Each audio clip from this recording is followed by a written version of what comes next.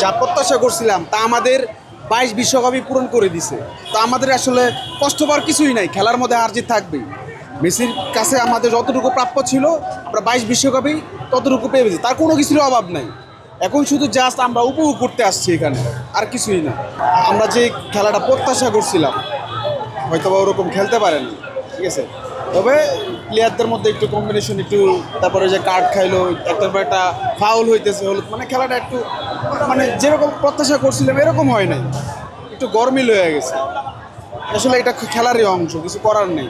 মজুক বিরাট কারবার, জিতে নাও ফ্যামিলি কার, sports bike ছাড়াও লক্ষ লক্ষ নিশ্চিত গিফট। স্পেন তো ফেভারেট, যেহেতু তারা একটা গোল কনসিড করছে, আর কোনো টিম তাদেরকে গোল দিতে পারেনি।